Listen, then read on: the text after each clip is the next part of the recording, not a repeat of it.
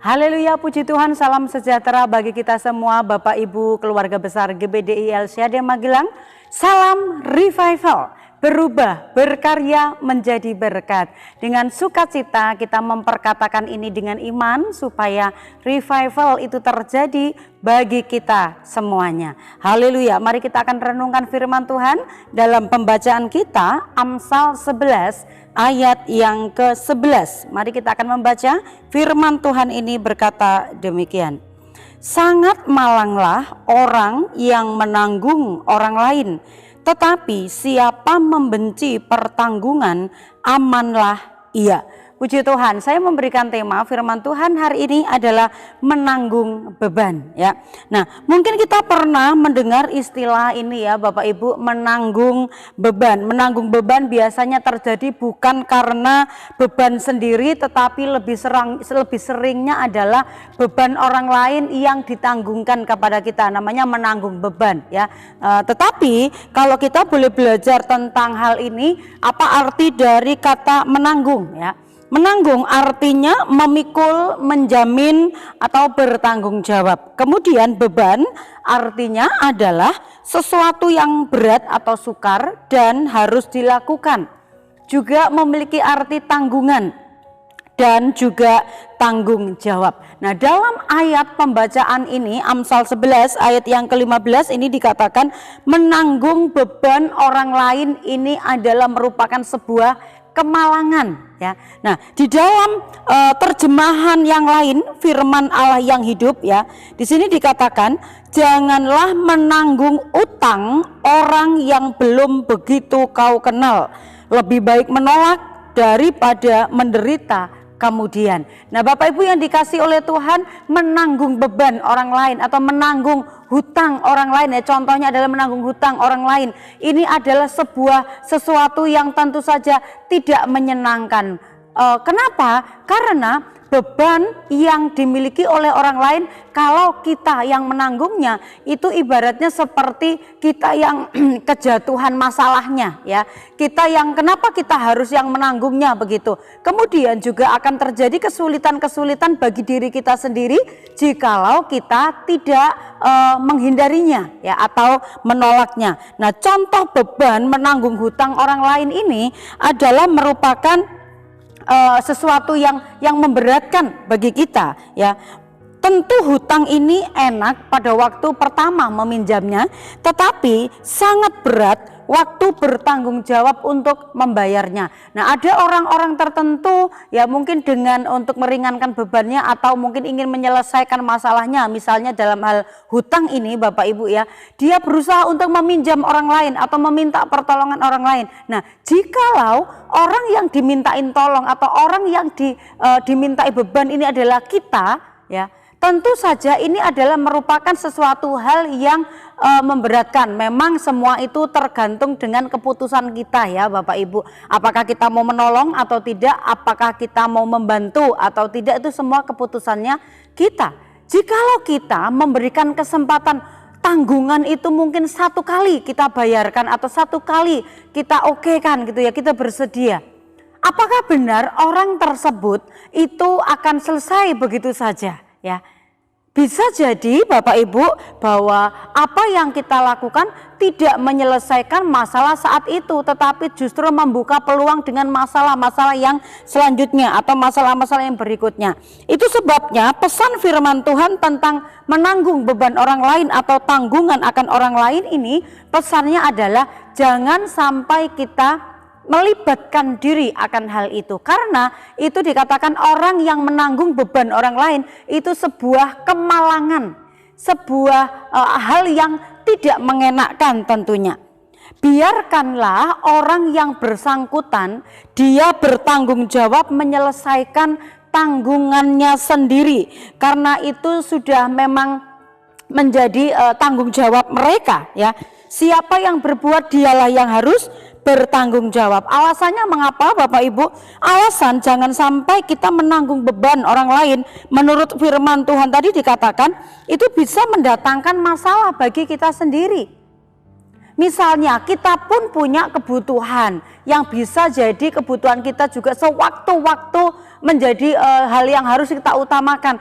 Tetapi waktu kita mungkin mengerjakan atau mengatasi bebannya orang lain, sehingga yang seharusnya itu tidak menjadi beban kita tapi kita terima menjadi beban, ya, maka itu tanggungan kita menjadi lebih banyak, ya. Dan tentu saja itu akan mendatangkan sebuah keberatan-keberatan tersendiri. Dan pastinya yang mengalami keberatan itu sebenarnya bukan hanya satu pribadi kita saja. Bisa saja orang-orang yang ada di dekat kita, mungkin suami kita, anak, atau mungkin saudara, atau cucu dan sebagainya. Kenapa mama atau kenapa papa mau menanggung beban, dan itu akan menimbulkan sebuah masalah baru, mempunyai beban yang baru, ya, ketika kita mungkin menanggung beban orang lain tersebut, ya. Ada orang yang punya hutang kemudian dia membayarkan hutangnya lebih dulu, ya, ini salah satu contoh, ya. Maka di kemudian hari bisa saja orang yang kita tolong, ya, yang bebannya kita ambil alih tadi itu jadi tergantung kepada kita, ya Bapak Ibu.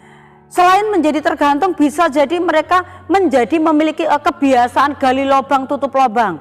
Mungkin pinjam kita, tolong dibayarkan dulu hutang saya ini, tolong diselesaikan dulu beban saya ini, ya. Ketika dia mungkin pinjam untuk menyelesaikan pinjaman yang lain, bisa jadi di tempat yang lain dia juga punya pinjaman, jadi gali lubang tutup lubang dan masalah itu tidak selesai. Dan kita, waktu kita menanggungnya, itu juga salah satu kita menjadi orang yang bisa jadi korbannya dia, ya, korbannya orang tersebut kalau mereka adalah bukan orang yang baik-baik, apalagi kalau kita tidak mengenalnya, ya.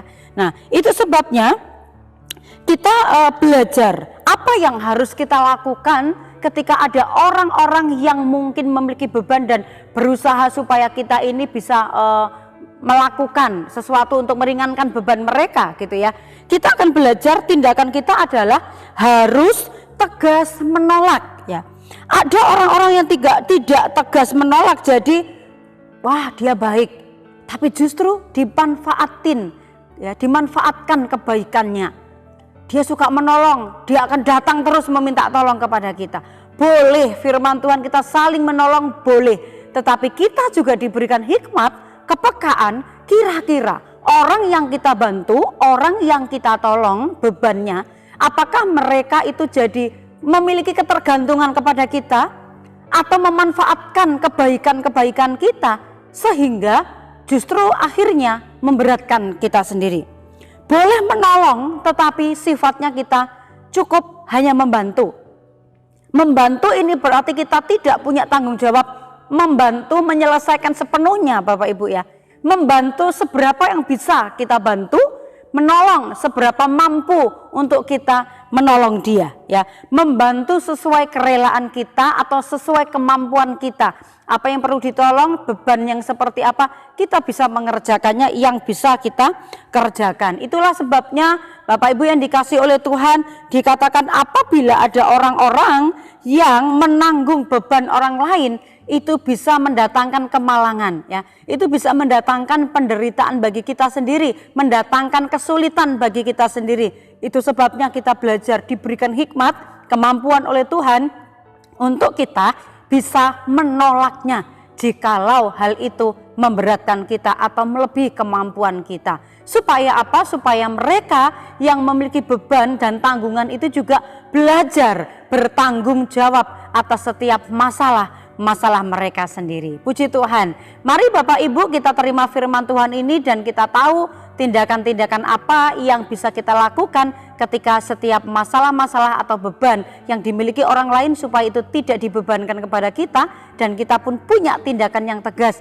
untuk menolaknya untuk kebaikan kita semuanya. Puji Tuhan. Mari kita akan sama-sama menghafalkan satu ayat ini Bapak Ibu. Amsal 11 ayat yang ke-15. Sangat malanglah orang yang menanggung orang lain, tetapi siapa membenci pertanggungan amanlah ia. Puji Tuhan. Kiranya firman Tuhan ini terus mendatangkan damai sejahtera di dalam hidup kita, dan firman Tuhan itulah yang menuntun kita untuk memberikan petunjuk apa yang harus kita ambil dalam sikap-sikap kita sesuai dengan kebenaran firman Tuhan. Terima kasih kepada Bapak Ibu yang dengan sukacita, dengan setia mendengarkan renungan 79 setiap harinya.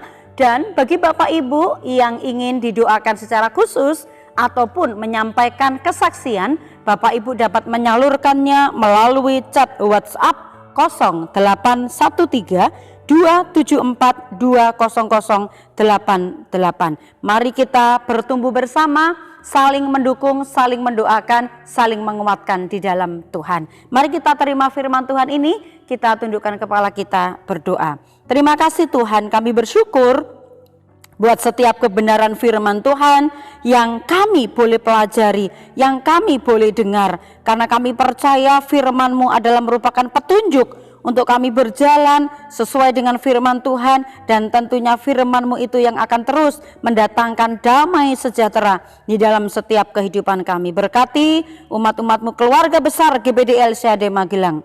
Hati umat-umat-Mu bersukaria karena-Mu Tuhan. Engkau yang telah membuat umat-umat-Mu GPDI LCAD menjadi kuat.